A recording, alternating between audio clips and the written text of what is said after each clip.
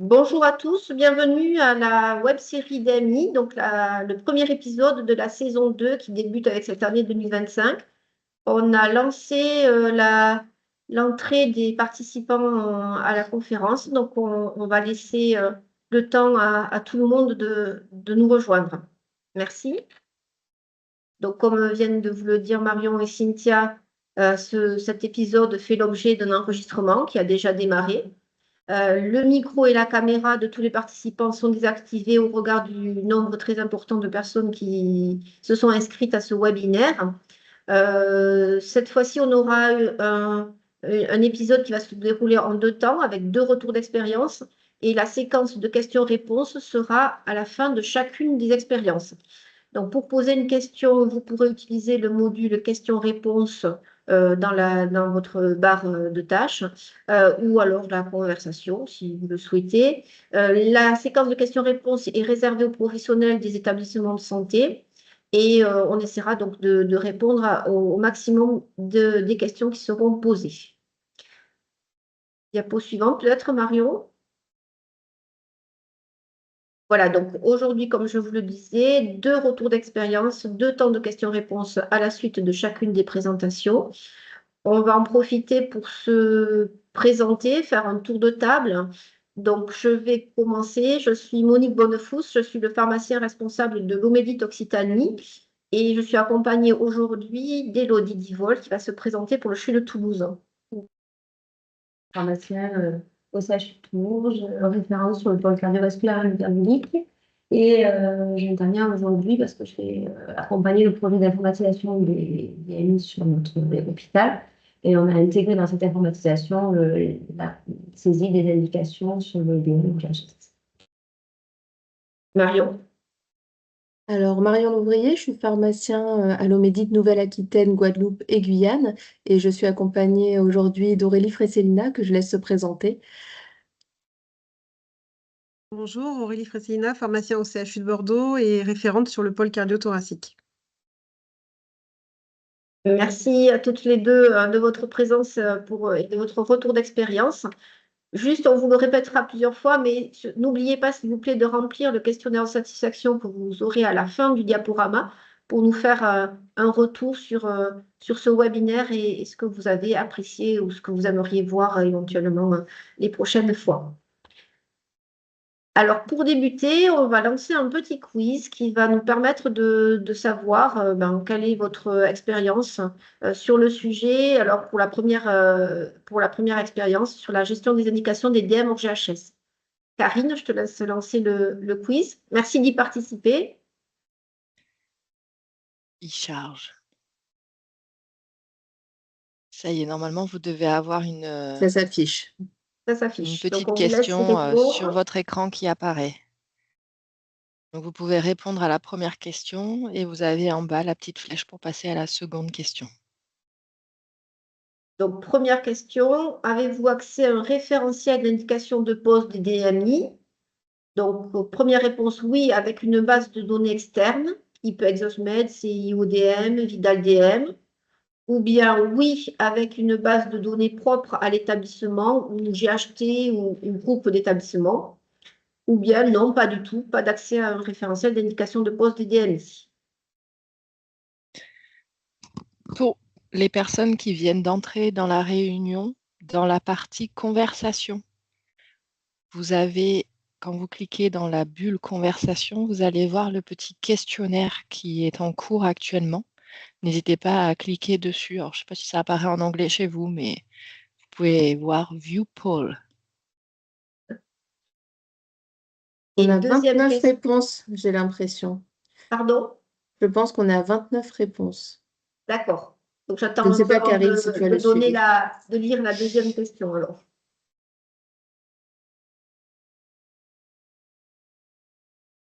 Ça n'apparaît pas partout.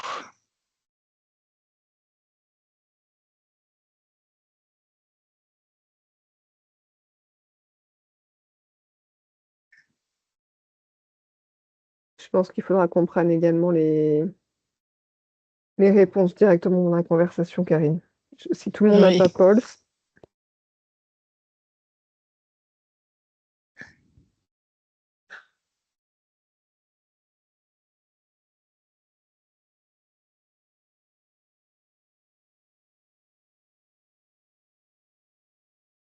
Donc on va essayer de faire une synthèse avec tous ceux qui auront répondu dans la conversation parce que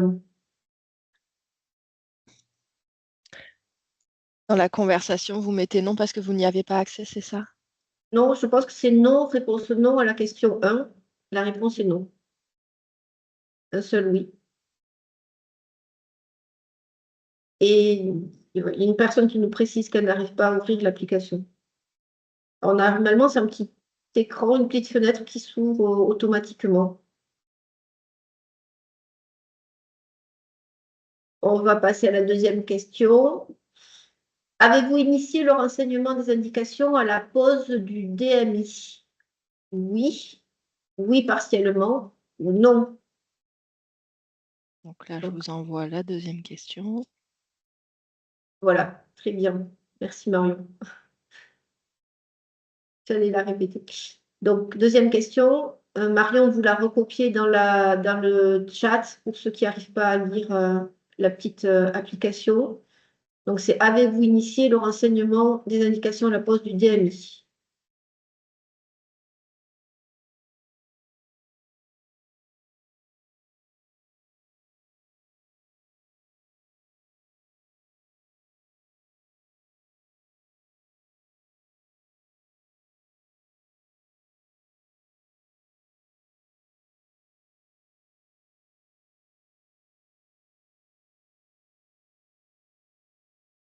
Je ne sais pas si Monique, tu vois les statistiques qui sont sur Non, Pulse déjà. je ne les vois pas, les Euh, statistiques. J'étais en train de compter un peu sur au moins à la les... bouche. Sur ceux qui ont pu répondre par l'application, sur les 29 réponses, il y a 45% qui ont accès aux bases de données externes de type Exosmet, IODM, VidalDM. D'accord. Quelques-uns, 17% qui ont des accès avec propre à l'établissement ou GHT ou au groupe, et non pour 38%. D'accord, donc une majorité qui Majorité. ont accès, qui ont accès. Voilà, c'est ça. Et par contre, avez-vous initié le renseignement des indications? On est à oui à 28%, oui partiellement à 14% et non à 59%. D'accord. Donc, si Alors, on on ajoute voit qu'il y les a beaucoup noms, de noms. Voilà, il y a oui. beaucoup de noms après dans les Dans commentaires. le chat, il y a une très, très, très grosse majorité de non. Donc, je pense que les pourcentages de la deuxième question sont très, très favorables et majoritaires au non. Et pour la première question, je pense que le nombre de non dans le chat doit contrebalancer les oui du questionnaire. Donc, on est sur la première question, on va dire autant de oui que de non sur le référentiel. Et sur l'initiation du recueil des indications, une très grosse majorité de non. Donc, ça nous conforte dans le choix de notre intervenante et on va laisser donc Élodie nous faire part de son expérience au CHU de Toulouse. Je vais partager l'écran. Qu'elle puisse nous expliquer comment le CHU de Toulouse s'est organisé pour initier ce recueil des indications. Est-ce que là, vous voyez déjà l'écran? Mon écran? Oui, Oui? on voit l'écran. On attend le plein écran là. On repart. Ah, ça y est, c'est bon. Allez, je le passe en diaporama et on va pouvoir commencer. À toi, Élodie. Donc, bonjour à tous, merci pour ton invitation.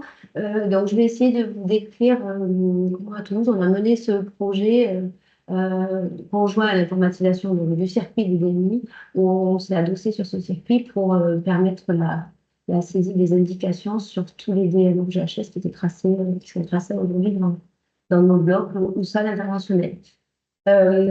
Donc, juste pour le contexte, pour un peu avoir une idée du volume, parce que tous les établissements sont différents. Donc, sur Toulouse, on a deux principaux établissements qui sont en Rangueil et Purpan. On a près de 3000 lits, 86 salles de bloc, salles interventionnelles, 80 000 interventions et 85 000 DNI posés par an, avec plus de 55%, je crois, en GHS. Et une grosse disparité entre nos deux sites qu'on a informatisés en deux temps. Le premier, c'était Rangueil qui a 30% du volume, mais 70% du montant financier. Et Purpan qui est venu dans un second temps qu'on a fini d'informatiser en 2024 avec plus de 70% du volume des DNI et également des DNI en GHS. Donc, le système qu'on avait informatique jusque-là, il est décrit dans cette slide. On a un MAC2 qui fait notre gestion économique et financière, dans lequel on a notre référentiel produit dans les produits RGHS. Copilote, qui était notre logiciel qui gérait le magasin, notre logiciel de gestion des patients, Pastel, Orbis pour le DPI, et puis nous avions plusieurs logiciels de traçabilité des implants. Donc là, les implants étaient déjà informatisés, la étape de cette traçabilité, mais on avait plusieurs supports, donc un pour les radiologies internationales, Explore, un pour les blocs opératoires, et puis un pour tout ce qui était cardiologie internationale.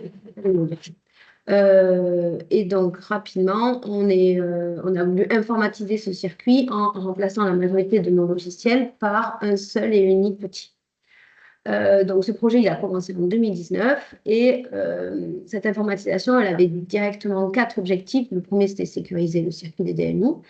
Et le deuxième que je vous ai mis en grâce, c'est y adosser la traçabilité des indications médicales. Et puis d'autres versants plus sur l'informatisation des stocks. Donc, je ne vais pas revenir dessus, ce n'est pas l'objet aujourd'hui. En tout cas, avec ce projet, on a voulu répondre aux exigences du CAQES. Alors, également à l'arrêté, mais à l'époque, il n'était pas encore sorti, l'arrêté de 2021. Donc, on répondait principalement aux exigences du CAQES pour ce qui était des RGHS et puis pour optimiser notre circuit. Donc, on a acheté le logiciel qui s'appelle Copilote, qui permet cette traçabilité, parce que c'était celui qui était déjà dans notre magasin, la PUI, et qui nous a garanti une interopérabilité avec le système d'information que je vous ai présenté jusqu'alors, puisqu'on n'a pas changé notre DPI et on n'a pas changé notre GEF ni notre GAP. Et on a accompagné ce projet avec la présence de préparateurs dans le bloc. Pour schématiser, c'était le circuit qu'on avait auparavant sur cette slide. Donc, ce circuit se découpe en 2 parties. La partie bleue, c'est ce qu'on a dans les salles et les blocs. Et la partie orange, c'est plutôt les étapes côté pharmacie. Le principe étant que chaque bulle est une étape du circuit et on avait schématisé comme ça les différentes étapes. Et en gris, c'est les outils qu'on utilisait. Et la particularité de ce circuit, c'est qu'il n'y avait aucun chaînage, comme vous voyez, avec ni entre la réception dans le service, elle n'était même pas informatisée, et la pause. Il y avait une déclaration qui était faite par les unités de soins, tel implant sur tel patient, mais sans aucun référentiel contraint en termes de lot ou de numéro de série. Donc, c'était une traçabilité déclarative et pas vraiment sécurisée. Il n'y a pas de lien entre la pause et le renouvellement, et pas de lien non plus entre la pause de DMI et le potentiel, le compte-rendu opératoire des chirurgies. Donc, l'informatisation, ça nous a permis de construire ce nouveau circuit, schématisé ici, avec des flèches qui permettent de connecter toutes les étapes. Donc ça, c'est le premier élément. Alors, je ne vais pas rentrer dans toutes les étapes du circuit, je vais aller directement sur celle qui nous intéresse aujourd'hui. Mais comme vous voyez dans ce circuit, c'est le même outil, c'est Copilote qui est utilisé donc, dans les blocs opératoires pour faire la réception, la traça et la demande de renouvellement, qui est connecté avec les logiciels côté pharmacie pour permettre de valider ce renouvellement et la commande, la réception en regard et la nouvelle dispensation. Et sur la partie de droite, ce qui nous intéresse aujourd'hui, cette pause, elle permet d'envoyer des informations dans le DPI qui est Orbis, donc dans le dossier patient informatisé, la fiche d'information qui reprend l'ensemble des DMI qui ont été posés aux patients. Et également, il y a une connexion par rapport à, dès qu'il y a un dispositif hors GHS qui est inventé, avec une proposition de saisie des indications, on va revenir dessus. Donc, c'est ce circuit qui est intéressant, puisque lors de cette pause, les chirurgiens vont pouvoir tracer l'indication. On a rendu cette saisie obligatoire lors de leur compte-rendu opératoire. Je vais vous montrer les écrans juste après, puisqu'on s'est dit que si on ne rendait pas obligatoire, ça n'allait pas être saisi. Et ensuite, cette indication est rattachée finalement au logiciel de traçabilité des implants qui est Copilote, et c'est le logiciel à partir duquel on extrait les données pour générer le fichier de facturation, puisque c'est à partir de ce logiciel où on sort le séjour du patient, la date, l'implant avec son code LPPR, sa quantité et son prix. Donc là, on y a adossé à la suite de ces informations, même si elles ne sont pas transmises au fiche compte, on y a adossé l'indication. Donc, si je vous montre cette copie d'écran, c'est pour vous expliquer un peu le mécanisme côté chirurgien et médecin qu'on a construit. Et puis ensuite, on va revenir sur notre thésaurus qu'on a appelé des indications. Donc, on a on a pu avoir une interopérabilité entre le compte-rendu opératoire qui est saisi par le chirurgien ou le médecin dans Orbis, qui est notre DPI, donc dans le dossier patient, c'est une copie d'écran. On l'a interfacé avec Copilote. Donc, quand on est chirurgien, quand on va faire un compte-rendu opératoire, ils sont sur le document qui renseigne lors de leur intervention. Et si, lors de cette intervention, il y a eu un implant et que cet implant est classé hors GHS d'après notre référentiel produit, le chirurgien va avoir cette alerte, ce pop-up qui lui dit, lors de votre intervention chirurgicale, un ou plusieurs DMI hors GHS ont été posés. Vous devez saisir les indications. Et donc, lorsqu'il clique sur ce OK, il va basculer directement en fait sur Copilote. Donc, l'indication n'est pas saisie dans son CRO, mais son CRO, c'est vu que c'est le document qu'il utilisait auparavant, c'est le document sur lequel on s'est appuyé pour permettre de transférer les informations vers Copilote. Donc là, c'est une copie d'écran du logiciel Copilote où on a les données patients qui sont pré-renseignées puisqu'on était dans le dossier patient, donc c'est un lien sur l'intervention du patient. Et on a en dessous, donc en vert, l'implant, là c'est une copie d'écran sur la base test, mais l'implant qui a été tracé à ce patient. Donc c'est un transmetteur pour une pompe insuline implantable, une quantité, un lot, un code LPPR rattaché à notre code produit qui vient de notre GF, un chirurgien, une date de pause. Et du coup, le médecin peut directement dans ce carré-là que je vous ai entouré, saisir l'indication médicale. Et ensuite, il valide l'information. Et quand il valide l'information, ça lui referme automatiquement cet écran copilote et il revient sur son CRO. OK? Il peut revisualiser en cliquant sur ce lien, il peut revenir, en fait, il peut basculer de son CRO Orbis vers copilote. Et puis après, il doit rafraîchir ces petites flèches, il doit rafraîchir pour que les logiciels communiquent entre eux et qu'après, ils puissent valider son CRO. Si l'indication n'est pas saisie, Orbis refusera la validation. Donc, c'est pour ça qu'il faut rafraîchir les données. Donc, on a construit les choses ainsi, et puis on s'est dit, mais quelles indications, alors on va faire dans le même temps bien sûr, mais quelles indications on va lui proposer? Parce que l'outil permet de saisir l'indication, si on lui laisse un champ libre, on va avoir de tout et n'importe quoi, et on ne pourra pas le classer, on ne pourra pas répondre aux exigences du CAQES. Donc, on a en parallèle réfléchi à une structuration de nos indications. On est parti sur le principe de construire un menu déroulant par code LPPR, puisque c'est le code de rattachement en fait entre l'implant qui est posé, qui est en GHS, et l'indication. Donc par code LPPR, et on a fait vraiment un parallèle avec le médicament en GHS, en classant 3 types d'indications. Les indications référentielles qui vont être pré-renseignées dans ce menu déroulant, qui sont en fait les indications de la LPPR. Le deuxième type d'indication, c'est les indications hors référentielles dans le sens de la LPPR, donc qui ne sont pas prévues par la LPPR, mais pré-renseignées parce qu'elles sont justifiées, alors soit par des études récentes, soit par les sociétés savantes, soit par des recommandations, donc il y a différentes sources possibles. Donc c'est ce qu'on a appelé les indications hors référentielles, mais qu'on a pré-renseignées dans le menu déroulant.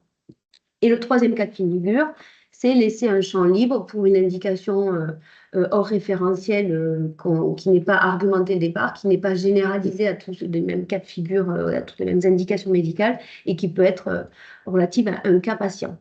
Donc, on a 3 types d'indications comme ça et on a réfléchi avec la Comédims à définir une trame pour que tout le monde travaille sur le même document et qu'on puisse répondre à une trame commune. Donc, on a créé un fichier Excel, on a appelé notre thésaurus des indications et qui reprend pour chaque code LPPR, du coup, au moins une indication qui va être proposée à ce menu déroulant, voire plusieurs en fonction du cas de figure. Pour chaque indication, donc, on a un libellé complet qui reprend, donc, quand c'est celle de la LPPR, le texte strict de la LPPR qui, connaître, peut être plus ou moins simple ou complexe. Et puis, on a créé des libellés courts parce qu'un menu déroulant, ça ne peut pas prendre des indications qui font 10 lignes. Donc, on a voulu faire quelque chose de plus synthétique. Donc, pour chaque indication, on a créé un libellé court. Et adossé à ça, les références bibliographiques quand il y en avait besoin. Donc, on a créé ce qu'on appelle un RBU. Les RBU, c'est des référentiels de bon usage. Donc, ça, on les a créés sur un document Word avec par type de DM. On a voulu, dans un seul et même document, reprendre les référentiels. Donc, ça, c'est une copier-coller de la LPPR, mais surtout toutes les indications hors référentiel et leur justification. Donc, je vais vous montrer des exemples et après revenir sur les contraintes de ce travail et de le maintenir. Donc, en pratique, on est parti de notre fichier de DM. On a pris uniquement les DM en GHS. Alors, j'ai enlevé le i parce qu'on a pris les DMI en GHS et les DM en GHS, puisqu'il y a aussi des DM onéreux qui ne sont pas implantables. À partir de ce fichier, on l'a découpé par spécialité pour pouvoir donner aux pharmaciens référents, entre guillemets, sa charge de travail. Et par famille donc, et par code LPPR, on a fait ce travail, chacun de notre coin, d'aller lire l'ensemble des indications LPPR sur Almeli, d'aller les découper, comme le référentiel peut le faire. Hein. Donc, on l'a pris à partir de Amélie, mais ça peut être à partir d'une CEO ou d'un référentiel existant, un découpage d'indications LPPR. Puis après, le travail un peu plus complexe, c'était de connaître ou d'aller rechercher les indications qui étaient plutôt hors référentiel, mais recommandées dans la spécialité du code en question. Donc, après ce premier travail préparatoire, il a fallu bien sûr le partager, l'améliorer et le faire valider par le médecin et le chirurgien référent. Et après l'ensemble de ce travail, ça a créé ce qu'on appelle notre thésaurus maintenant, qui donc est sorti de ce travail collaboratif entre pharmaciens et médecins, qui a permis de définir donc, ces deux types d'indications. La troisième étant, je vous rappelle, les référentiels non argumentés, non prévus et avec un champ libre.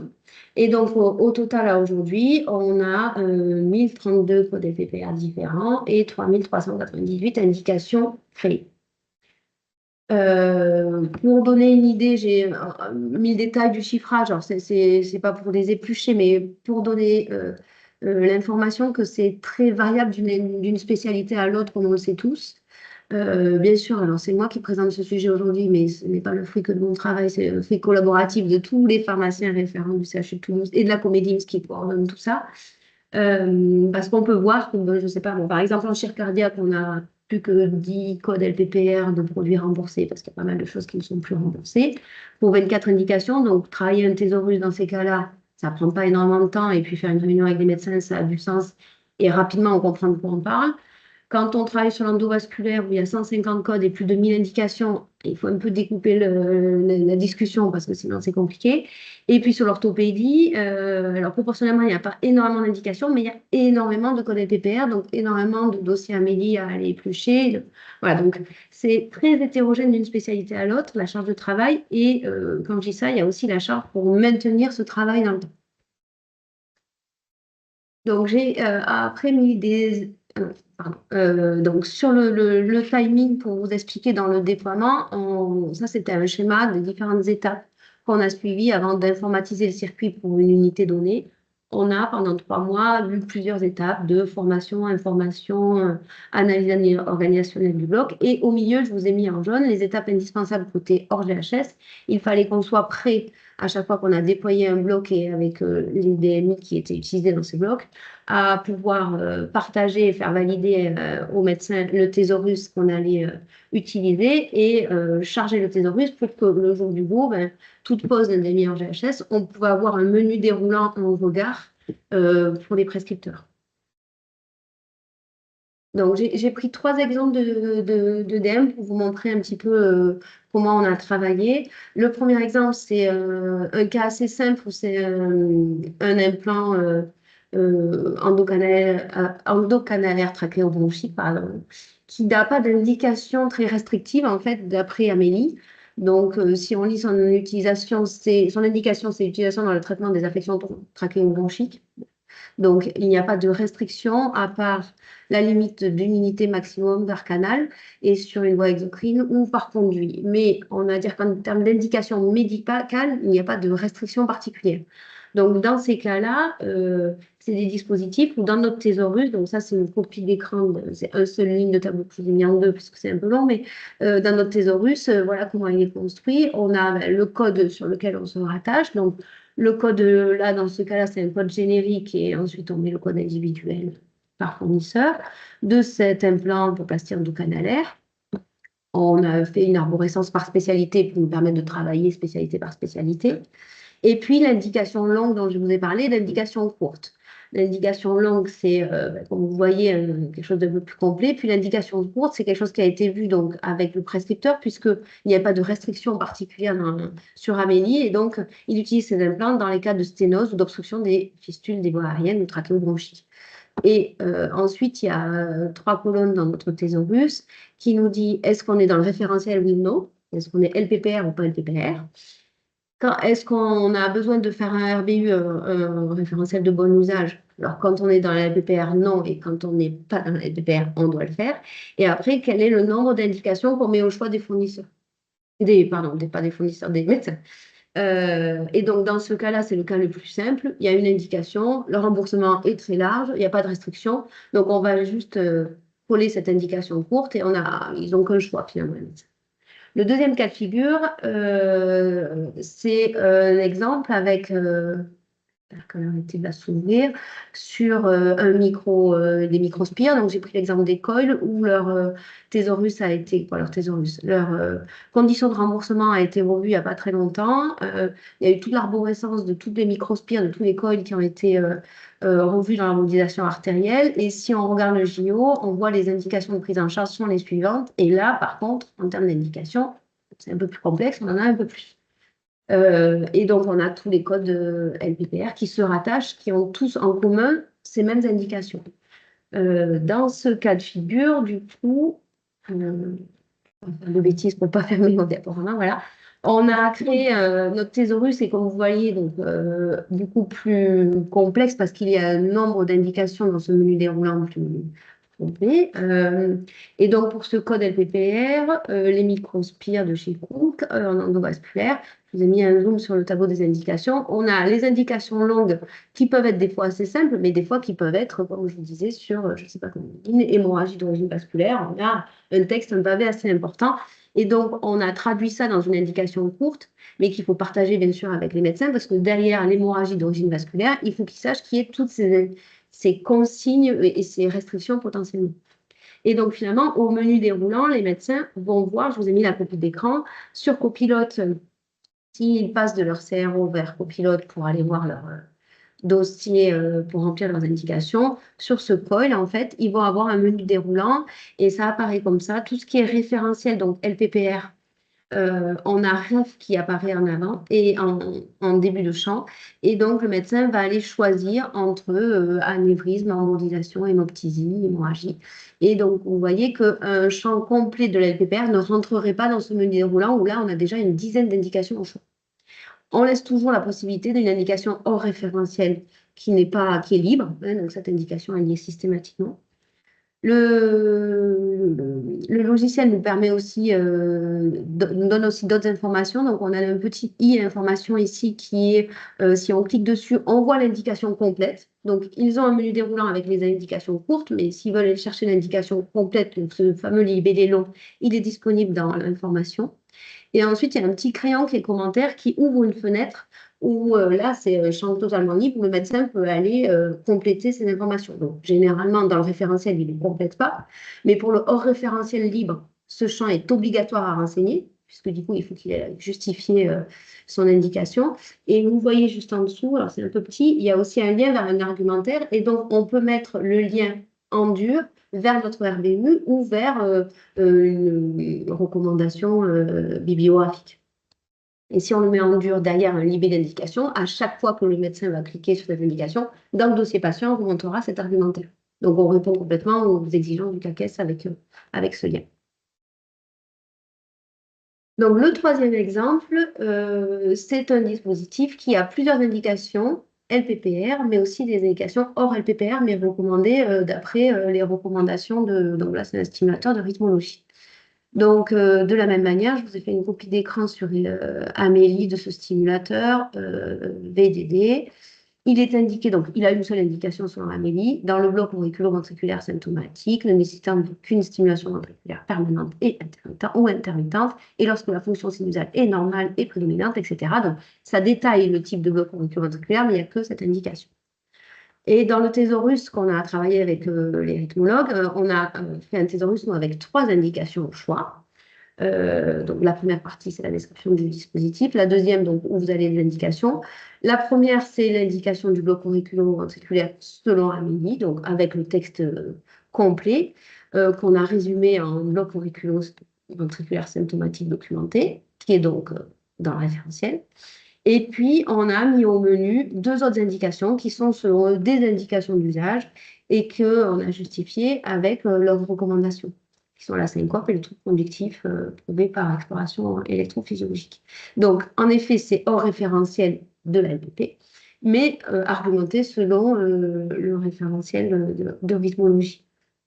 Et donc, pour vous montrer un exemple de CRBU, je vous une copie ici. Donc, ce RBU, c'est un document dont la trame est tirée d'une proposition de Pharmat au départ, qu'on avait travaillé en 2018, qu'on avait commencé à travailler en 2018. Donc, les RBU, ils sont en plusieurs parties. Donc, une première partie qui reprend l'indication de la LPPR, donc toutes les indications de prise en charge, toutes les conditions de prise en charge, donc l'indication, mais aussi des modalités. Donc, ça, c'est du copier-coller de la LPPR, rien de compliqué.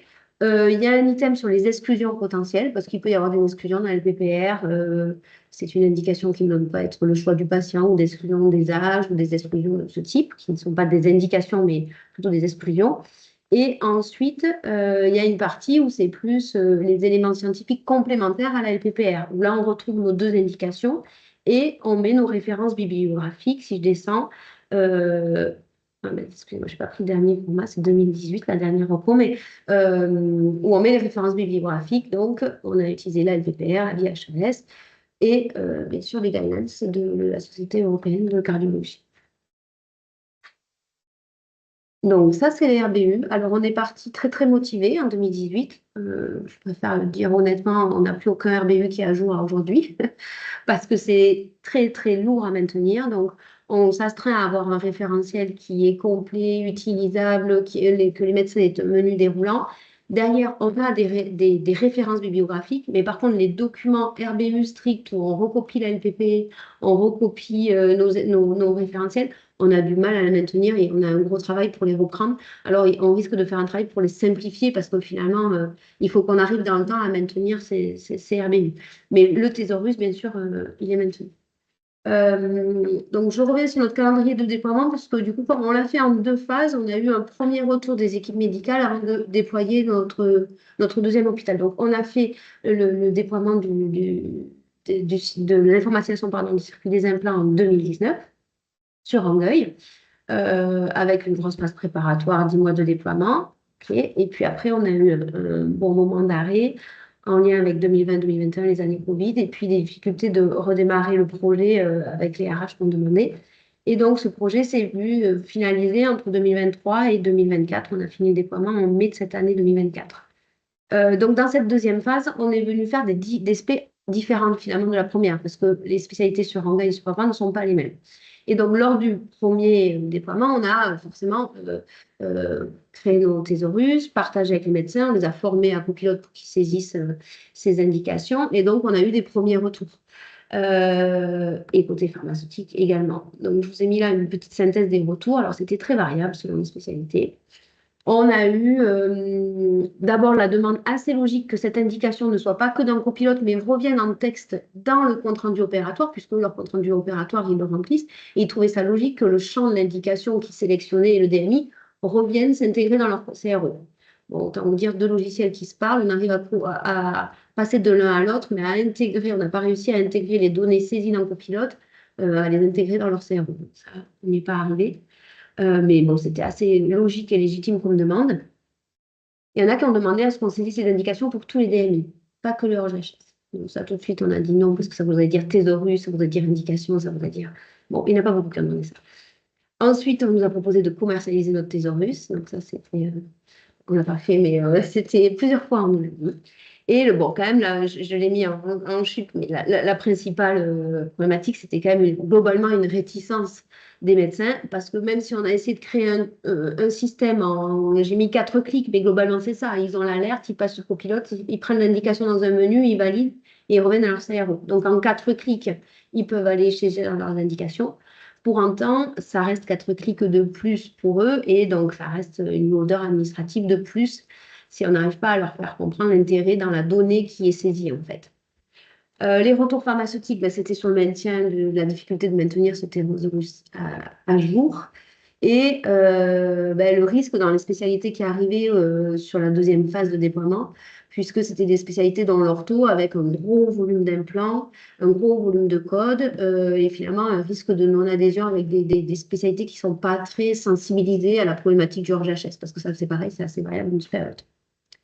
Donc, on n'a pas commercialisé notre thésaurus pour l'instant, on n'a pas pu intégrer les indications dans le CRO, on n'a bien sûr pas exigé une saisie d'indication pour tous les DMI.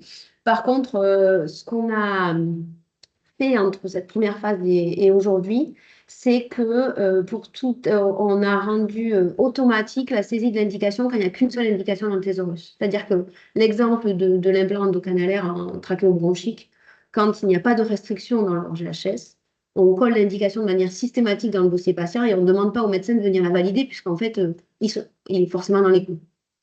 Donc ça, c'est le premier élément qu'on a mis en place. Et l'idée, c'était de limiter finalement le nombre de dossiers où on allait leur demander ces 4 clics.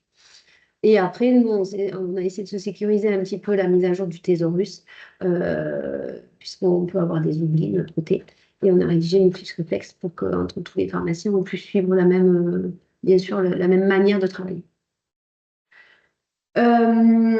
Du coup, là, c'était juste pour vous chiffrer. On a dit qu'on avait mis le code 3400 indications créées. Et finalement, si on regarde les indications uniques, on a quand même plus de 700 produits sur les 1000 codes. On a plus de 700 codes où il n'y a qu'une seule indication en face.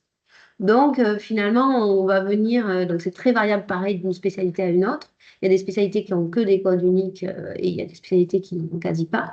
Donc, l'effort n'est pas du tout homogène entre les spécialités sur ce dossier, mais ça permet quand même, on va le voir juste après, d'avoir des indications qui sont saisies de manière automatique, de manière beaucoup plus facile et d'augmenter nos taux de saisie. Donc, rapidement maintenant, ce que ça donne sur 2024, donc je remercie Lisa en interne qui m'a aidé à sortir les données assez rapidement pour aujourd'hui. Donc, notre cible, d'abord, c'est d'avoir une adhésion totale au système et d'arriver à une saisie dans les dossiers patients de 100% de l'indication.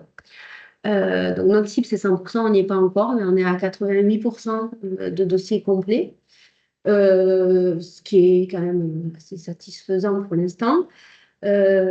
Par contre, c'est très variable. Donc là, je voulais présenter par pôle clinique qui regroupe bien sûr derrière plusieurs blocs opératoires, sinon ça faisait trop de données, mais l'idée c'était surtout de présenter qu'il y a des grandes variabilités. En fait, il y a des blocs où on est quasi en ortho, il y a beaucoup de codes, mais il y a beaucoup d'indications uniques, donc on est quasi à 100%, et d'autres où il faut aller travailler parce qu'en imagerie, on n'est qu'à 62. OK. Donc ça, c'est notre cible. Mais après, si on regarde déjà nos 88% de dossiers qui sont saisis, c'est là où ça va devenir intéressant et on va pouvoir faire le lien avec le bon usage. Alors nous, on commence, on a énormément de données, maintenant il faut qu'on aille forer et travailler avec des équipes, mais si on regarde du coup dans les indications qui sont renseignées, les sorties, le taux d'indication dans la LPP et le taux d'indication hors référentiel, mais validé selon nos thésaurus. Et donc on est à un peu moins de 4% d'indications hors référentiel. Alors, est-ce que c'est ce qui est attendu au niveau national ou pas? Alors, je pense qu'on n'a pas forcément de données exhaustives et complètes et on n'a pas cette vision-là. En tout cas, pareil, ce qui est intéressant, c'est de voir la disparité selon les spécialités. Il y a des spécialités où tout est dans les clous et il y a des spécialités comme la cardiologie où on a 18% de référentiel. Pareil en imagerie et en neuro. Alors, le 30%, c'est un peu factice, c'est tout ce qui est chir esthétique, en fait, où on a mis une indication chir esthétique pour pouvoir isoler les dossiers qui sont finalement pas durs. Donc, en fait, ils partent pas en remboursement, ces dossiers. C'est comme ça qu'on a un volume important de référentiel. Donc, voilà sur le référentiel. Et le dernier point, on est allé aussi regarder finalement, est-ce qu'on avait vraiment une saisie? Parce que notre taux de 88%, il est un peu faussé par le fait qu'on a mis des indications de manière automatique dans les dossiers. Et donc, là, on est allé regarder identifier des spécialités où il faut aller retravailler avec des équipes par rapport à l'adhésion. Donc, si on enlève les indications qui sont automatiquement renseignées, si on ne regarde que les indications qui ont un menu déroulant avec plus d'une indication où le médecin doit faire l'effort d'aller renseigner. On est à 66% de renseignement. Donc, on voit qu'on a quand même encore du travail auprès des équipes médicales, un travail à faire. Donc, on a commencé un début d'explication sur ce taux de renseignement. Donc, 72% des indications sont renseignées de manière automatique. OK. Ça revient à 16% d'indications qui ont été saisies en 2024 par un prescripteur de manière volontaire. Ensuite, on a une problématique par rapport à notre circuit. On a 2,6% des cas où le CRO en fait est validé avant que la traçabilité de la pause ait eu lieu. C'est le cas où on a un problème lors de la pause, ou des prénoms, ou des choses où la traçabilité ne se fait pas en opératoire, mais se fait en post-opératoire. Et pour peu que le compte-rendu du médecin, il le saisisse tout de suite après, finalement, quand il a son compte-rendu, il n'a pas l'alerte. S'il n'a pas l'alerte, il n'ira jamais saisir l'indication. Donc ça, c'est un constat. Le circuit, c'est pas énorme, mais le circuit, il peut pas être mieux que... Voilà, si les choses ne se font pas dans l'ordre, on ne peut pas faire mieux. La question, c'est est-ce qu'on doit relancer ces dossiers, leur renvoyer les... Bon, là, pour l'instant, on n'a pas de réponse. Il faut qu'on aille les sensibiliser avec nos chiffres pour retravailler ça. On a 1% des cas où on doit avoir un bug informatique parce qu'on avait une indication unique, mais qui n'a pas été renseignée dans les dossiers. Donc ça, c'est purement informatique, on va le travailler. On a 0,4% des cas où on n'avait pas du tout de thésaurus. Donc ça, c'est chez nous, côté pharmacie. Ça veut dire qu'à la Comédie, si on a référencé une nouvelle gamme où il y a eu un changement de code LPPR, on l'a traité côté fichier produit. On a référencé les produits, on a mis à jour les codes LPPR, mais on n'a pas mis en regard, on n'a pas créé de thésaurus en regard. C'est pas énorme, mais ça veut dire qu'il faut quand même que nous, on soit très vigilants parce que si on ne met pas un menu déroulant au prescripteur, en fait, il ne va pas saisir un champ libre. Et donc, il reste 8% des cas où les médecins ne se sont pas mobilisés, n'ont pas saisi, alors qu'il pour le reste fonctionnait. Voilà, donc notre étape maintenant, c'est d'abord, je pense, d'aller analyser finalement les données qui sont saisies pour que ça ait du sens et qu'on aille retourner, on retourne voir les chirurgiens avec des résultats en fait. Parce que leur dire juste, vous n'avez pas saisi dans le pourcentage, je pense que ce n'est pas ça qui aura un intérêt. Il faut qu'ils sachent que ces informations sont requêtables, qu'ils peuvent aussi les utiliser, parce que ça peut être intéressant pour eux de connaître les indications d'usage, pour amener cette discussion et améliorer l'adhésion à notre dispositif. Côté pharmaceutique, c'est bien sûr être hyper vigilant à maintenir notre thésaurus. On va retravailler nos RVU en essayant d'alléger, donc en disant que ce qui est indispensable, c'est d'avoir les référentiels sur lesquels on s'appuie pour justifier des indications hors référentiel, pas d'avoir les recommandations ou les bibliographies sur lesquelles on s'appuie. Après, si ce n'est pas un beau thésaurus, un beau Word, je pense que ce n'est pas très grave, mais il faut faire quelque chose qui sera faisable dans le temps. Voilà, donc en synthèse, notre dispositif, j'ai essayé de lister les points négatifs et les points positifs. Les points positifs, c'est quoi? On répond aux exigences des CAQES. On a quand même 98% de nos dossiers qui sont complets avec des indications prescrites, entre guillemets, donc c'est quand même...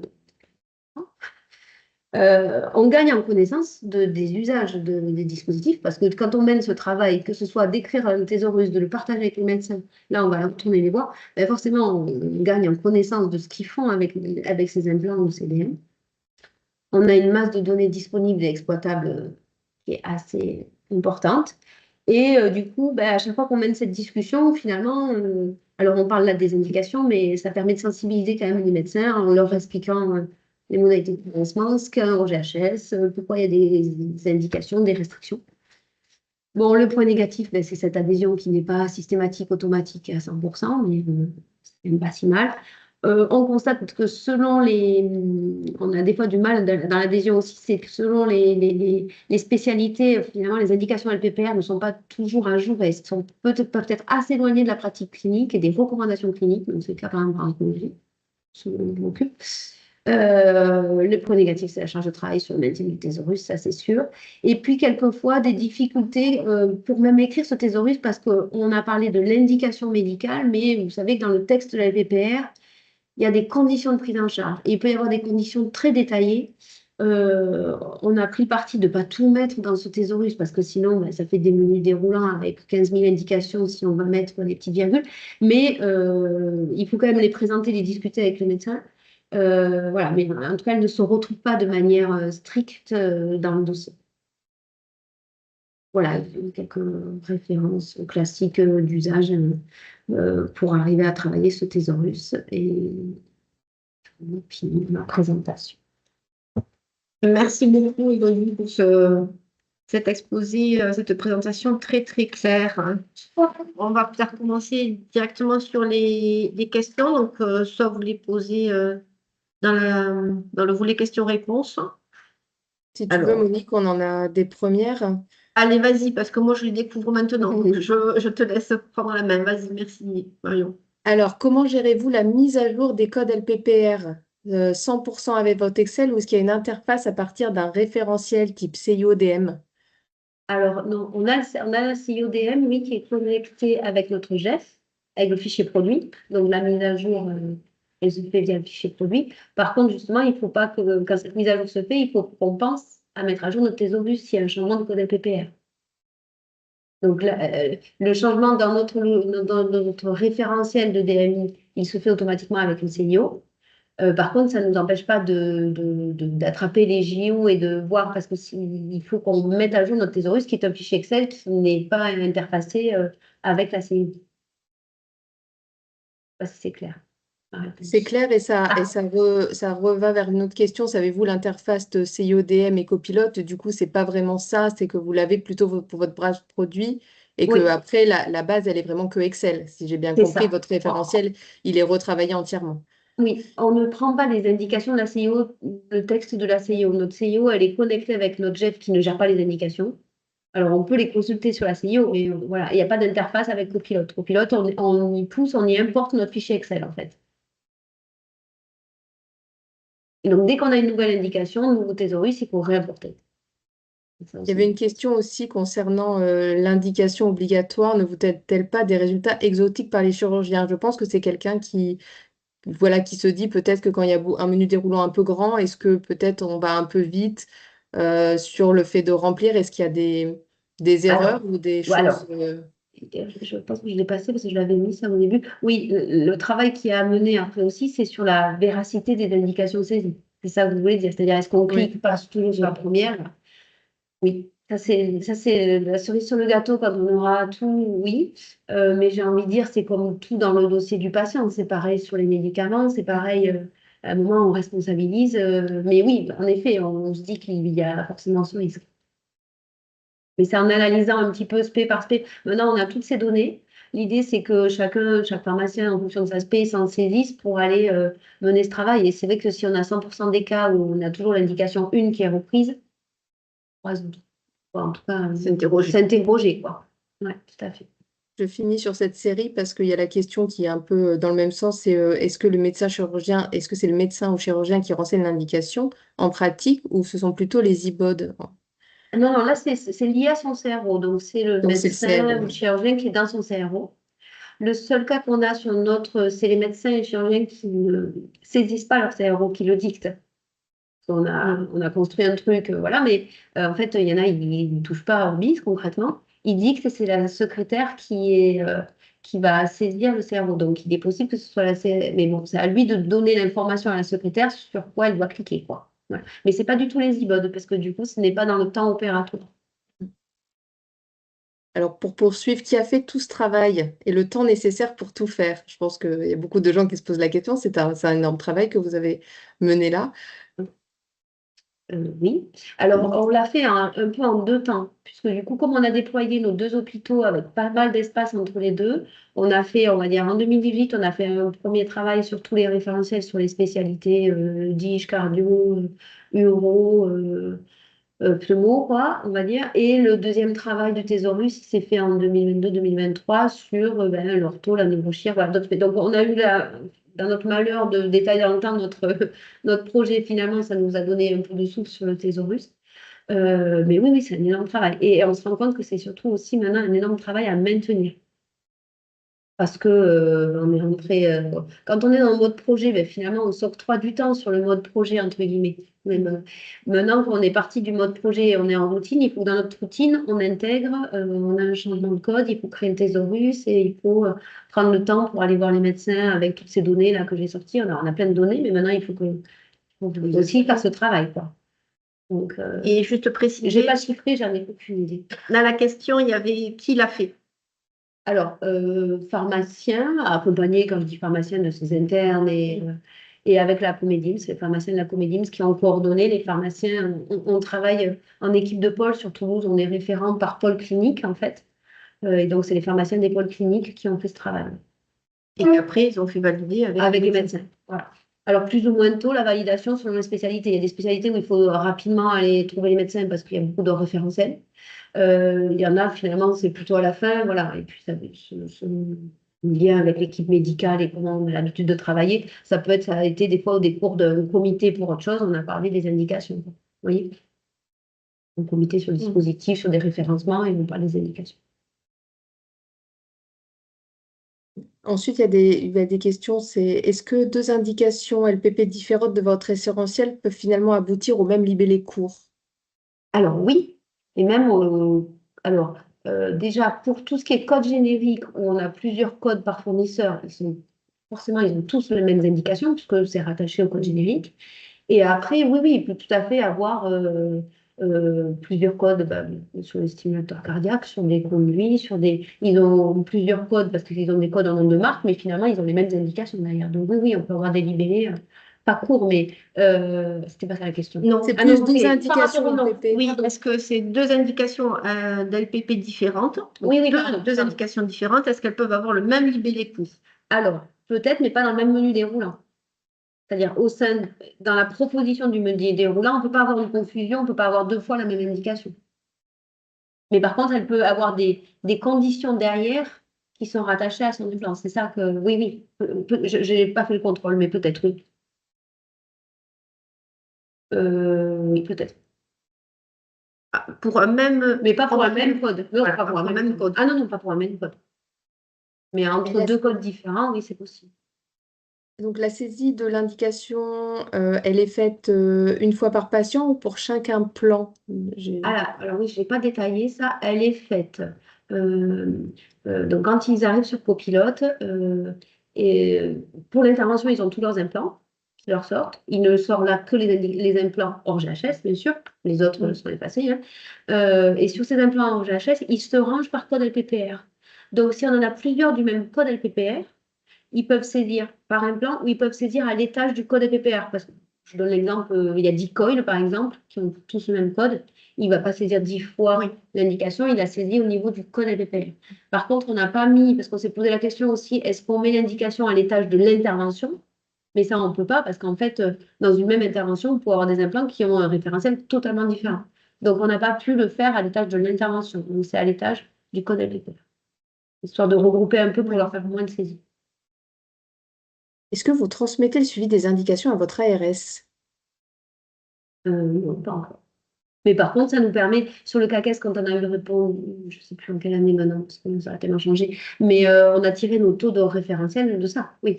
Alors, à une époque, juste à une époque, les remontées d'indications de postes des DMI étaient inclus dans le contrat de bon usage. Donc, du coup, oui, elles remontaient Sur certaines familles. Sur certaines familles. Voilà, c'était chaque établissement qui définissait sur quelle famille il était intéressant pour son activité de travailler. Et donc, il faisait remonter les indications à ce moment-là, oui.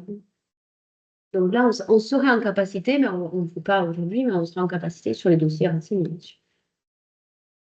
Ce que je vous propose, c'est peut-être d'avancer un peu parce qu'il va bientôt être 17 h. Il y avait une dernière question, mais je pense que vous en avez un petit peu parlé. Pourriez-vous nous partager votre thésaurus? Je pense que ça interroge beaucoup de personnes sur la réflexion que vous avez peut-être déjà menée sur, c'est vrai que sur le fait de pouvoir le publier, mais j'imagine qu'il y a peut-être une question de mise à jour qui est difficile après Alors, derrière. c'est ça. Alors, le partager ponctuellement, je pense qu'il n'y a pas de souci. La question, c'est la mise à jour. Donc, oui, je me doutais que j'allais avoir cette question. Mais pourtant, je n'ai pas préparé la réponse. Oui, ben après, il ne m'appartient pas à moi. Hein, donc, à l'établissement, c'est pour ça que les médecins nous avaient proposé de le commercialiser quand ils ont eu ça. Voilà, non, on ne va pas le commercialiser tout de suite, mais je pense qu'on peut le partager avec, voilà, c'est notre travail, mais je ne garantis pas qu'il n'y ait pas une erreur, un oubli de mise à jour, quoi. Voilà, c'est le fruit de tous nos référentiels, je pense. Pour info, il y avait une publication qui avait été faite dans Europharmat oui, à la création. Je dirais dans les années peut-être 2020 ou 2021, je ne sais plus exactement. Il y a eu une publication sur ce travail-là qui avait été faite. C'était vraiment sur comment on avait travaillé, la structuration, qu'est-ce qu'on avait choisi, voilà. Après, là, je pense qu'on va surtout partir sur des actions maintenant, des travaux de bon usage, parce qu'on a quand même une masse de données Exploitation. qu'on veut exploiter, quoi. Et ça fait le lien pour Aurélie. Alors.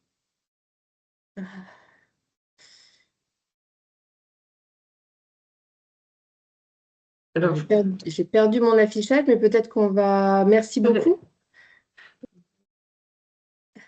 Merci beaucoup pour ces échanges et pour votre présentation qui, je pense, laisse encore beaucoup de questions et on pourra, à mon avis, revenir sur le sujet encore dans les années à venir. Avant de poursuivre, on va vous lancer un nouveau petit quiz dans la salle pour évaluer un peu votre niveau de déploiement des actions de pharmacie clinique dans les établissements de santé qui sont présents aujourd'hui. Donc, si c'est possible de lancer le quiz. Alors là, je ne vois plus, moi, le... Ah, si, je revois. Donc, la première question, ça va être: menez-vous des actions de pharmacie clinique autour des DMI dans votre établissement? Donc, oui ou non. Donc, question simple. Et si oui, pouvez-vous nous préciser sur quel type de DMI?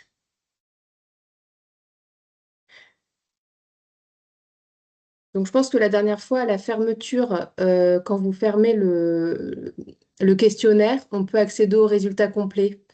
Finalement, on a reçu 120 réponses hein, sur la première série de questions. C'est à 117, 113, je crois. 113, oui. Bon, il y a du non déjà, hein, en tout cas dans ce qu'on peut voir.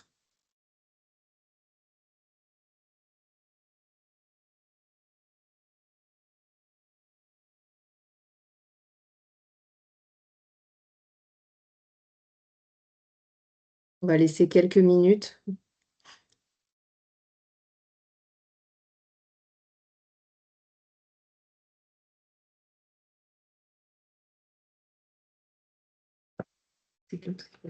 Effectivement, là, on a fait le choix de vraiment parler du DMI aujourd'hui, de cette...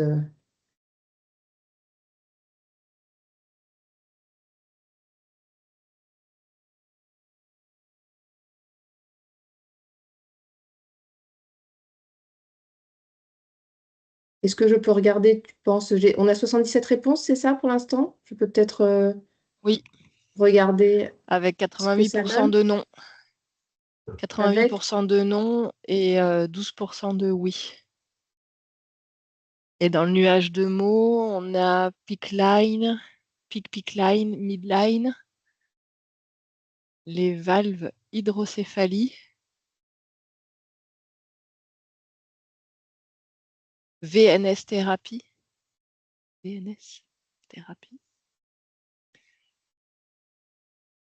neurostimulateur, endoprothèse coronaire.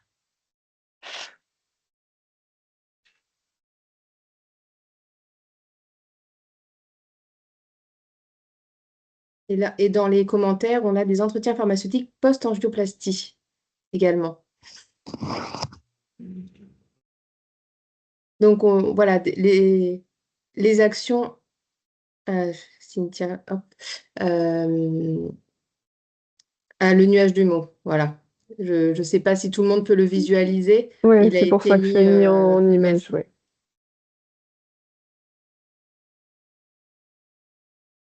Donc, bon, sans grande surprise, beaucoup d'établissements n'ont pas encore pleinement déployé les actions de pharmacie clinique autour des DMI. On est vraiment au début. Néanmoins, c'est vraiment des actions qui, même si elles sont à la marge, représentent vraiment un levier important pour améliorer la prise en charge du patient. Et pour illustrer cela, on a le plaisir de vous présenter Aurélie Fresselina, qui est pharmacien responsable du secteur des dispositifs médicaux importables au CHU de Bordeaux et qui va partager son retour d'expérience sur le déploiement des actions de pharmacie clinique pour les patients porteurs de stènes coronaires. Après sa présentation, on aura un temps dédié de questions-réponses comme tout à l'heure, donc n'hésitez pas à nous poser les questions en commentaire ou en questions-réponses. Je te laisse la parole, Aurélie. Oui, est-ce que déjà vous voyez ma présentation? Pas en plein écran, mais on la voit.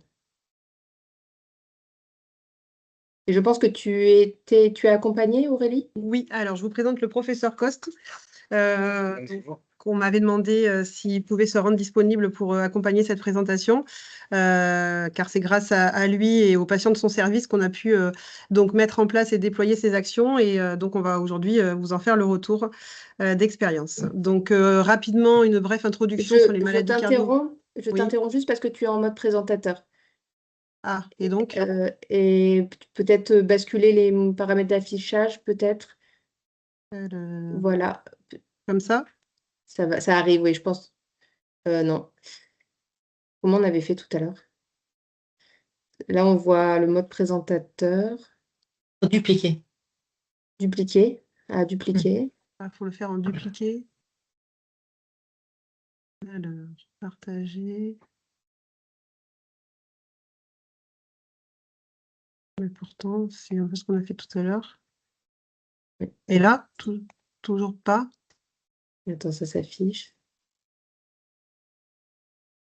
Là, on a le diaporama 100. Il est encore en mode présentateur. Là, on a mis dupliqué. Et là, on n'a plus rien. Et là, on n'a plus rien. Ah.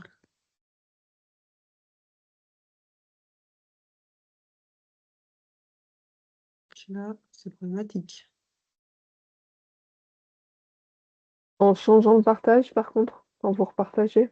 Ouais, ou sinon, Marion, si tu l'as, tu le partages et puis Hop, je fais ça je t'indique tout les de suite. diapositives. Ouais, je pense qu'en fait, Ça fait perdre moins de temps à tout le monde. ça ira plus vite. Hop.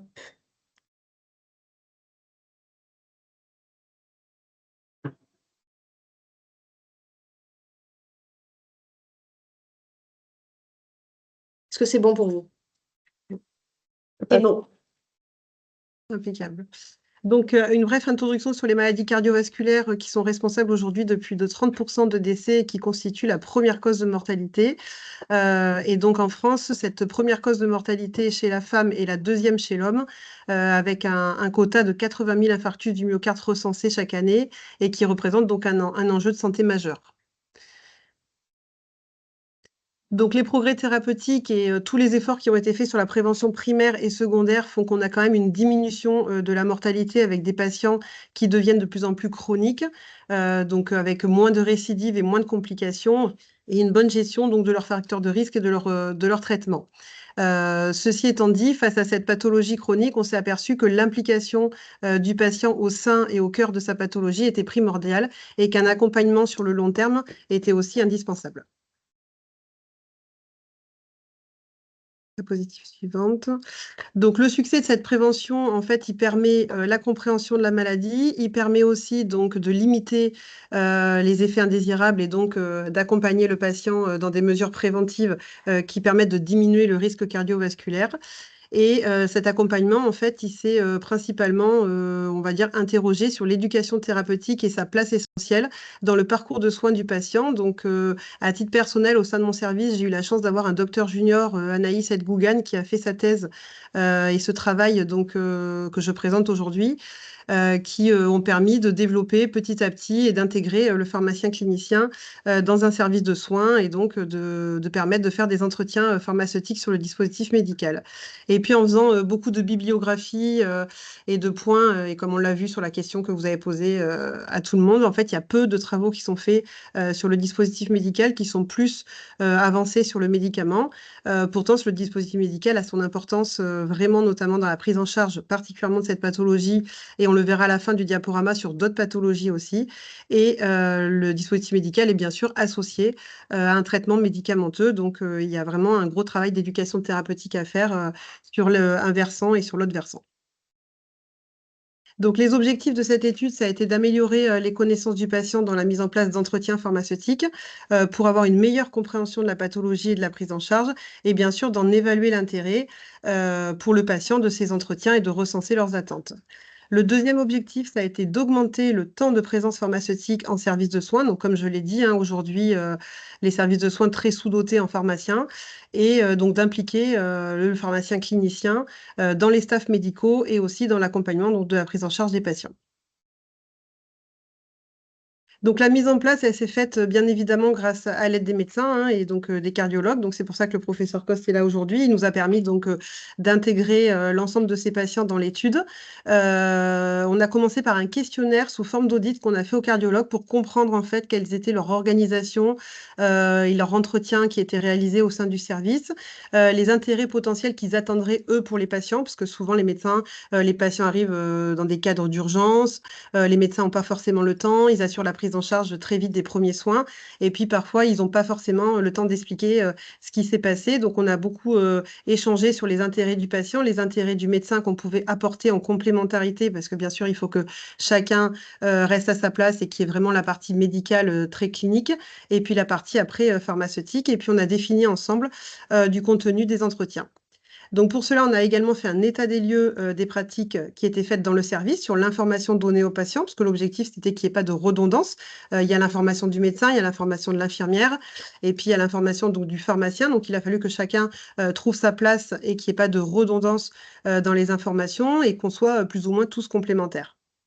Et puis de manière conjointe, on a choisi cardiologue et pharmacien les critères de sélection des patients avec donc les critères d'inclusion et les critères d'exclusion. Donc vous les avez à l'écran, je ne vais pas toutes les citer, mais juste les critères d'inclusion, on a fait du bon sens, hein, c'est toutes les personnes âgées de plus de 18 ans bien sûr, qui ont bénéficié de l'implantation d'un stent, qui n'étaient pas opposées à participer à un entretien pharmaceutique et qui étaient hospitalisées donc dans le service de cardiologie interventionnelle du professeur Coste, avec bien sûr des signes cognitifs qui n'étaient pas, ou un aidant qui était parfaitement apte à comprendre l'entretien pharmaceutique.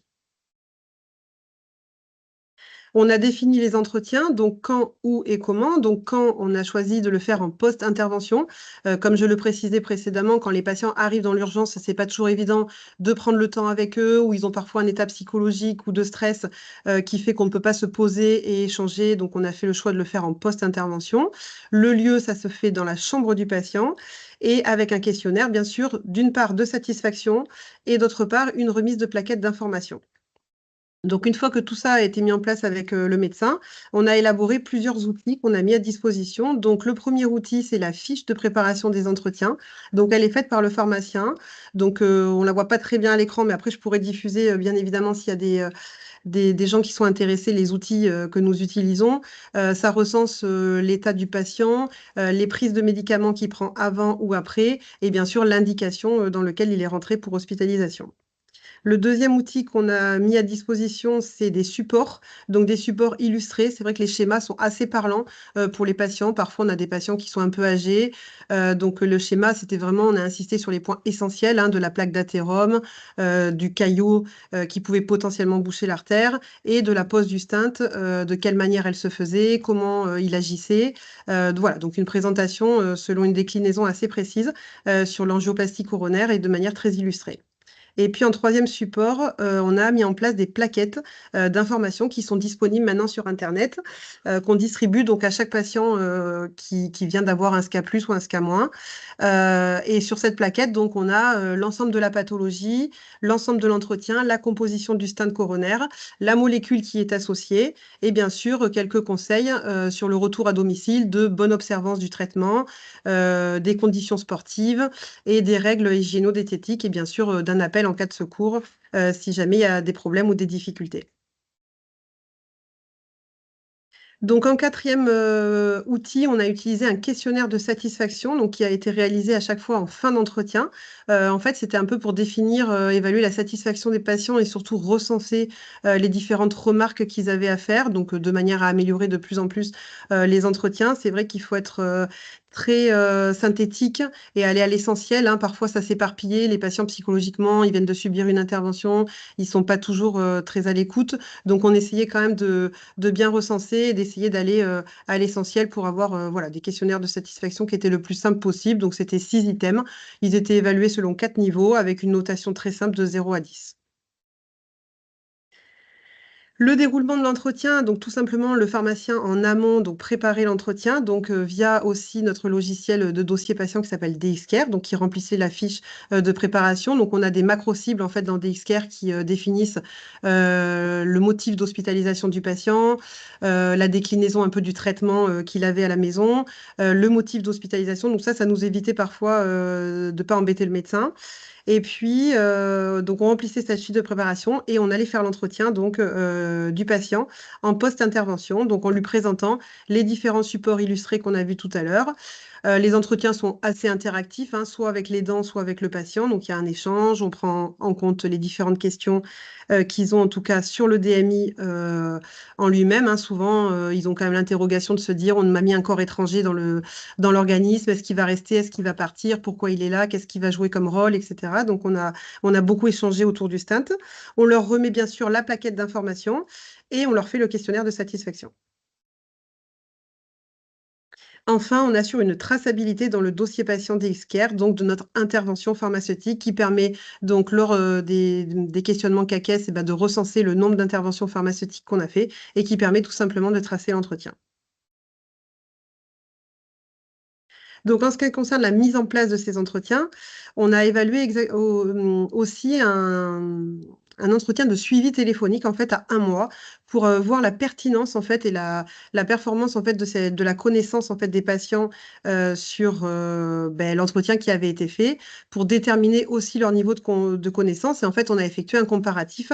On a fait donc un groupe contrôle et un groupe patient qui a eu des stents coronaires pour voir en fait si on avait un apport et une plus-value vraiment dans la connaissance de ces questionnaires de satisfaction. Donc, on a 10 questions qui ont été notées sur 10 points. Et pareil, donc chaque question abordait les points essentiels. Donc, on va pouvoir en voir les résultats.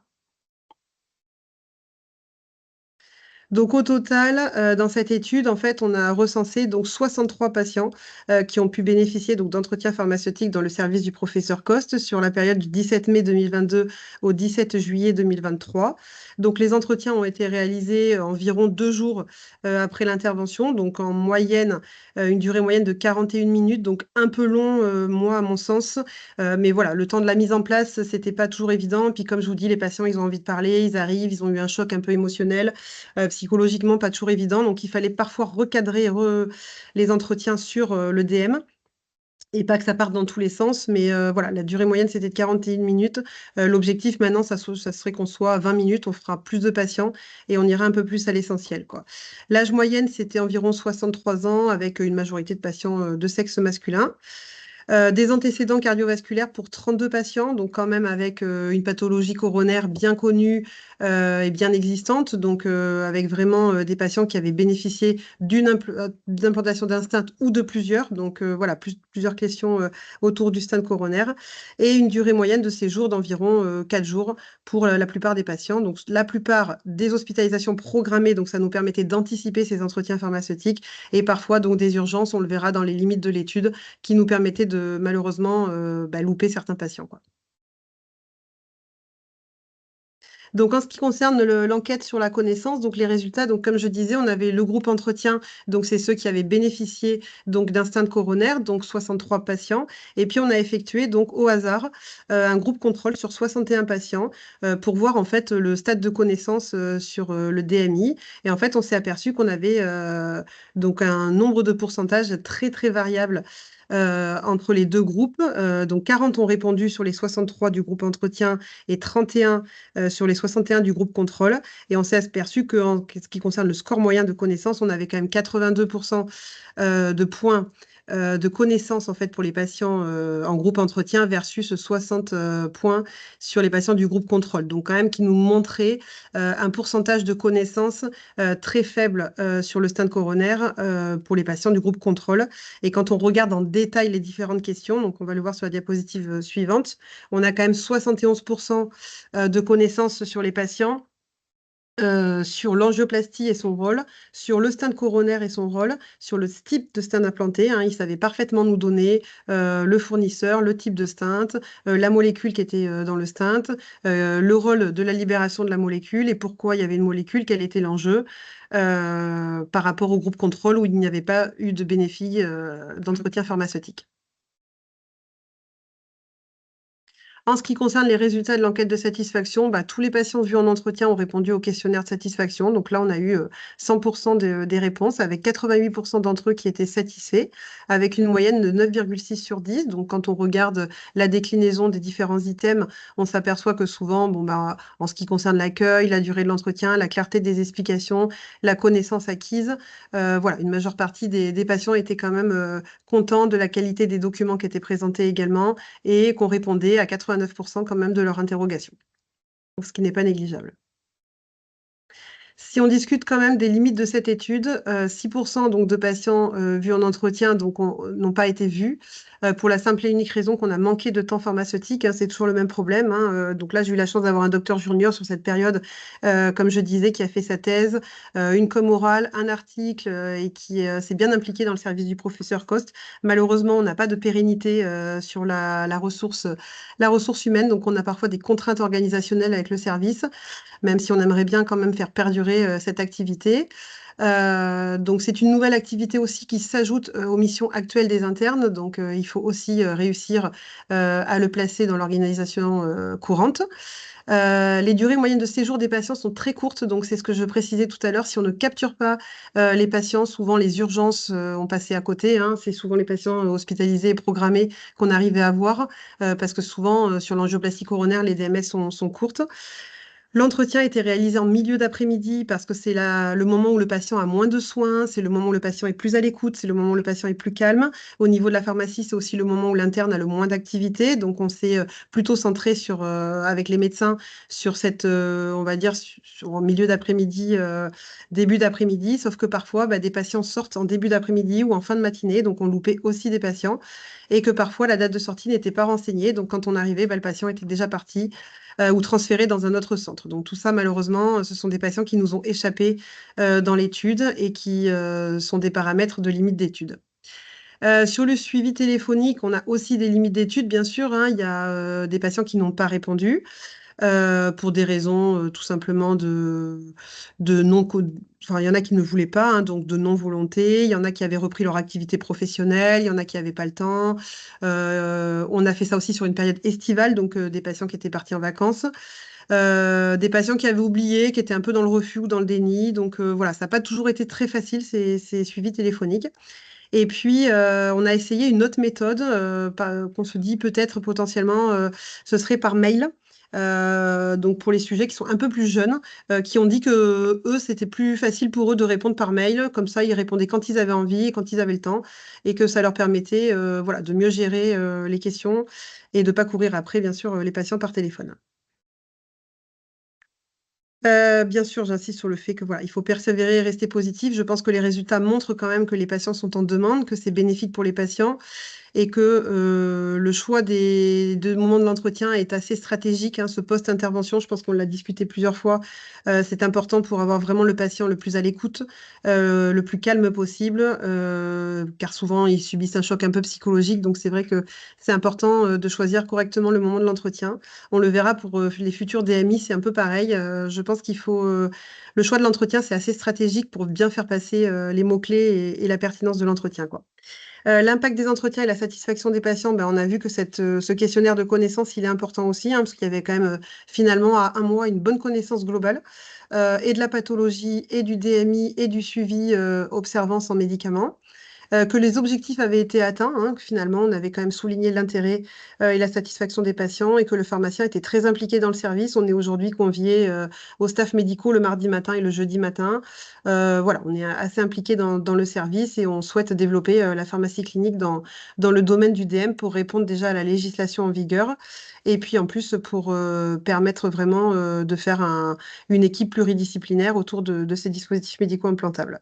On a mis en exergue le rôle important du pharmacien donc dans les services de soins et sa place essentielle dans le parcours de soins chroniques, notamment dans la prévention sur le patient pour les réhospitalisations ou les complications. Enfin, nos perspectives, c'est d'augmenter ce temps pharmaceutique donc, dans les services, hein, donc, soit par des internes, soit par des externes, en dédiant des jours fixes ou des demi-journées, d'intégrer cette activité dans la routine de la fiche de poste de l'interne, parce que comme je disais, vu que là c'est une présentation de résultats d'études, jusqu'à maintenant c'était ajouté à la fiche de poste de l'interne, donc on aimerait bien l'intégrer totalement dans sa fiche de poste. Ajouter bien sûr une intervention pharmaceutique en réadaptation cardiaque, ça permet de revoir les patients et de manière plus calme que parfois en service d'hospitalisation ou en post-intervention. Et puis là, on échange avec les médecins sur potentiellement des hôpitaux de jour où pareil, on aurait donc la journée entière pour aller voir le patient quand on veut et avoir plus le temps de faire ces entretiens pharmaceutiques. Autre perspective, c'est d'améliorer la synchronisation avec nos collègues du médicament, parce qu'en fait, ça existe déjà depuis un petit moment, hein, ce qu'on appelle les entretiens basiques, où nos pharmaciens du médicament donc, vont également dans ce service faire les entretiens. On aimerait bien mutualiser, faire des entretiens groupés. Déjà, c'est mieux, je pense, pour le patient, parce qu'en fait, à un moment donné, il ne sait plus qui vient le voir, qui lui a dit quoi, comment. Donc, en fait, ça permettrait de mutualiser les informations, d'avoir une communication quotidienne et d'avoir des entretiens voilà, qui seraient groupés, et, à mon sens, un peu plus pertinents. Et enfin, c'est d'améliorer la communication avec l'équipe soignante, avec bien sûr l'intégration et la présentation de la pharmacie au sein de l'équipe. Et comme je le précisais, donc l'intégration de notre participation aux staffs médicaux le mardi et le jeudi. Dans les perspectives, on a l'expansion de cette activité. Donc, les médecins nous ont proposé d'intégrer ces entretiens pharmaceutiques dans des ateliers collectifs qui peuvent. En fait, ça se passe en service de réadaptation cardiaque. Donc, c'est ce que je précisais. Hein, les patients ont beaucoup plus de temps, sont beaucoup plus posés, ils ont beaucoup plus de recul parce qu'en fait, ils viennent un peu plus a posteriori en fait de leur intervention. Donc, ils sont un peu plus. Ils ont digéré l'intervention, ils sont un peu plus calmes. Et en fait, ce serait une table ronde sous forme d'atelier avec un ou plusieurs patients où on échangerait autour de leur expérience et surtout autour du DM. Et puis récemment, on a été sollicité par les chirurgiens cardiaques pour étendre en fait ces entretiens pharmaceutiques aux valves cardiaques.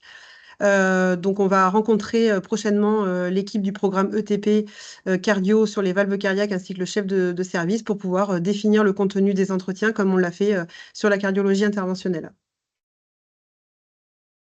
En conclusion, donc, je rappelle que cette pathologie quand même a une forte prévalence dans les maladies cardiovasculaires et que ça devient aujourd'hui une maladie chronique avec un enjeu majeur en santé publique. Hein. Donc, on l'a dit, l'information du patient et l'accompagnement a une place vraiment essentielle dans son parcours de soins. Il y a une grande inégalité d'accès au programme d'éducation thérapeutique et particulièrement sur le dispositif médical. Donc, je pense que c'est important qu'on insiste sur ce secteur et qu'on vraiment y annexe le rôle important du pharmacien dans les services de soins. Et ce, donc, pour tous les dispositifs médicaux implantables. Et on va le voir sur la slide suivante, que c'est important de ne pas rester que sur le dispositif médical implantable. Et je tiens donc à souligner les activités qui sont faites au sein de mon service avec tous les ensembles de mes PH de l'équipe sur d'autres, en fait, éducations thérapeutiques sur le dispositif médical, notamment la validation de la thérapeutique par pression négative, la validation nominative des dispensations des capteurs de glucose, des protocolisations d'ordonnances de sortie qui sont faites donc, sur le matériel d'aide à la vie en lien avec notre cellule informatique. Des plaquettes d'information qui sont déjà existantes sur le CIRSPHER ou le TerraSPHER. Et enfin, on est sollicité aussi par nos chirurgiens du cardiovasculaire pour faire des entretiens patients sur les endoprothèses aortiques. Donc, on voit quand même que ça se développe de plus en plus, qu'on est quand même de plus en plus sollicité, qu'il y a beaucoup de choses qui ne sont pas que, comme je le dis, sur le DMI, qui sont aussi sur le DM ou des DM qui sont très sensibles et qui méritent vraiment de l'implication pharmaceutique dans les services de soins pour éviter un mésusage. Le seul problématique, c'est qu'on manque de ressources humaines. Voilà, je vous remercie pour votre attention et avec le professeur Coste, on est à votre disposition pour répondre aux questions sur cette étude.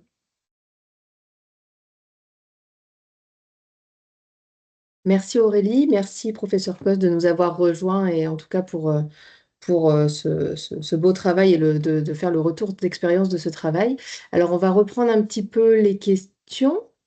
Bon, déjà, il y a des gens qui sont intéressés par vos fiches d'entretien pharmaceutique, donc à voir de votre côté ce que vous pouvez mutualiser ou non. Est-ce que vous utilisez une cotation des actes quand vous faites des entretiens pharmaceutiques? Vous avez commencé à réfléchir à ça? Ouais. Alors, à ce jour, on n'a pas de cotation dédiée. Par contre, on le trace. Par contre, oui, c'est quelque chose qui est en discussion pour valoriser en fait cette activité. Oui, on est encore au début sur les Ouais. cotations SFPC, c'est en train de se mettre en place. Se mettre C'est en vrai place que doucement, ouais. c'est pas très facile d'adapter le médicament au DM de façon directe, mais il y a des travaux d'Eurofarmat qui sont en cours là-dessus. À combien estimez-vous le temps? Donc ça, tu en as parlé, mais il Ouais. parle de préparation de l'entretien, réalisation, puis rédaction du compte-rendu, c'est-à-dire pas limité uniquement à l'entretien. Alors, l'interne ou l'assistante, en fait, elle préparait la fiche le matin ou avant l'entretien. Donc, elle remplissait, c'est ce que je disais, via notre logiciel de traçabilité patient DXCare, le début de l'entretien. Elle regardait en fait ce que le patient avait eu pour voilà, savoir aussi, comme je dis, il y a des patients qui sont très fragiles psychologiquement, des patients qui sont mieux, des patients qui sont jeunes, des patients qui sont âgés. En fait, il fallait un peu s'adapter à tout ça. Donc, elle regardait dans un premier temps tout le contexte en fait, pour remplir la préparation et préparer l'entretien. Et le compte-rendu, elle le faisait donc a posteriori, donc en moyenne, je ne sais pas, ça dépend des patients. Il y a des patients où ça allait plus vite que d'autres, mais en moyenne, ça peut des fois, je pense qu'elle rassemblait en fait l'ensemble des patients, mais ça peut être une demi-journée, oui, pour tous les Est-ce patients, quoi. est-ce que c'est fait dans le cadre d'un programme d'ETP qui serait validé par l'ARS? Je ne crois pas. Non, pas chez nous. Mais par contre, c'était votre Non. perspective Alors, peut-être. nous, on a fait la formation ETP. Mais par contre, dans les perspectives, oui, c'est ce qu'on a demandé, même via le CAQES, mais pour l'instant, il n'y a pas c'est pas dans le cadre du programme d'éducation, non. Alors, est-ce que vous envisagez d'explorer l'impact de votre entretien sur l'adhésion médicamenteuse à 3 mois, 6 mois de l'hospitalisation? Alors, je reprends la question parce que je pense que dans votre questionnaire, j'ai cru voir que vous interrogiez et aussi sur le médicament. Ouais. Donc, et vous avez fait ça avec, Oui, avec parce le qu'en fait, service nos médicament? collègues du médicament le faisaient pas, donc c'est vrai que quand on a développé ça, on leur a proposé. C'est pour ça que je vous dis, à terme, en fait, on va converger, hein, tous et essayer de mutualiser de façon à homogénéiser totalement en fait ces entretiens et qu'il n'y en ait pas et un médicament et un DM. Mais effectivement, on leur a posé la question à un mois de leur observance, de l'adhésion médicamenteuse, parce qu'en fait, on s'aperçoit quand même que ça dévie beaucoup sur le médicament. En fait, c'est vrai qu'on essaie des fois de rester sur le dispositif médical implantable, mais en fait, à chaque fois, c'est avec ce médicament. Donc, en fait, potentiellement, oui, à 3 mois et 6 mois, peut-être qu'un appel téléphonique. Alors après, je sais que les médecins les revoient, donc peut-être qu'ils en rediscutent. Je ne sais pas, Monsieur Coste. Oui, enfin, je pense que c'est important de coupler le DM et aux médicaments parce que globalement, les patients. Moi, ce qui m'a paru assez excitant dans cette aventure, c'est qu'il n'y a pas beaucoup de médecins qui prennent le temps d'expliquer aux patients ce qu'on leur met dans le corps, comment ça marche, les produits éventuellement qu'il y a dessus, ce qui n'est pas très important, mais au moins simplement l'aspect mécanique et les petits schémas qu'on a fait très simples. Ben ça nous a paru assez intéressant de développer ça. Et effectivement, l'aspect médicamenteux, ça permet aussi de monter probablement l'adhésion parce que les gens comprennent pas pourquoi ils ont eu un stent et en plus, il faut qu'ils prennent des médicaments. Donc, dans cette conversation, dans cet entretien, on explique finalement assez bien aux patients qu'il y a vraiment la partie importante qui est le médicament, que le stent, c'est finalement un palliatif pour traiter une lésion, mais que ça fait important. Donc, je pense que c'est. Après, je dirais, si on doit continuer pour l'adhésion et tout ça, il va falloir qu'on se mettre une cohorte un peu plus grande, parce que là, on a une expérience, on va dire, pilote ou préliminaire. Il faudrait qu'on puisse faire quand même au minimum 200 ou 300 patients pour commencer à travailler, parce que là c'est un peu trop petit. Mm. Et donc avec un projet effectivement de mutualiser avec l'équipe médicaments pour vraiment arriver à un entretien complet autour du patient sur sa prise en charge. Est-ce que vous avez une application de type MyCHU? J'imagine que c'est les applications qui permettent de mettre des questionnaires ou autres qui pourraient permettre d'envoyer la satisfaction. Non, pas à ma connaissance. Non. On travaille encore de manière archaïque. Alors, ensuite, on a une question réglementaire qui justifie le développement de ces activités. Quelle est la référence réglementaire qui Justifiant le développement de cette activité. Ah, oui, on Dans l'a mis. l'arrêté PUI Ouais, dans l'arrêté PUI, et puis la il y a le TPUI rétex aussi. Il y a le rétex et le aussi rétex du 8 décembre 2021. 2021, ouais. 2021. Et la cotation, ben non, on a répondu tout à l'heure. Effectivement, par contre, s'il y avait une cotation, il y aurait une valorisation, ça j'en suis bien d'accord. Il y aurait une recette annexée et une recette pharmaceutique, c'est un peu ce qu'on recherche aussi nous, qui pourrait potentiellement voilà, valoriser déjà l'activité et en plus nous payer des postes, mais à ce jour, c'est pas du tout le cas, quoi. En tout cas, vous tracez tout ce que vous faites pour pouvoir vraiment votre activité, vous pouvez faire un bilan complet de ce qui Mm. est fait et avec l'avantage d'avoir cet impact patient que vous mesurez à chaque fois avec vos entretiens derrière. Donc, il n'y a plus de questions. Je crois qu'il n'y en a pas dans les questions-réponses. Alors, il n'y en a pas dans les questions-réponses, Marion. Par contre, je pense il y avait deux questions. Il ne me semble pas qu'on avait passé sur la Ah, première intervention. Les deux premières, notamment celle sur le déversement de l'indication de la fiche d'implant dans le DPI. Et que je dise pas bêtise, il me semblait qu'il y avait aussi quelque chose via le DMP, mais je la retrouve plus. ah oui, l'indication, alors on va repartir, désolé, dans les indications, on passe un peu de tout à tout. L'indication arrive par la suite dans votre fiche d'implant qui est envoyée dans le DPI. Est-ce que ça passe par la fiche d'implant en fait? C'est ça, Non, je pense, un c'est peu deux la messages question. différents. C'est que dans le CRO. Voilà. La fiche d'implant, c'est pour tous les implants, c'est pas que les Mm. RGHS. Donc, c'est une fiche qu'on remet au patient qui va dans son DPI, mais qui est un A4 qui doit lui être remis à sa sortie. Et l'indication, elle est en lien avec le CRO, mais non, elle n'a pas dans la fiche d'implant pour le patient. Non. Et après, la question sur le fiche comp avec partie de copilote, oui. Donc, les données sont issues du copilote, oui. Et quel est le lien entre le DPI et copilote dans l'interface? La question, c'est comment le lien est fait avec le numéro séjour patient. Ah oui, le lien, oui, la clé, c'est le numéro de séjour du patient.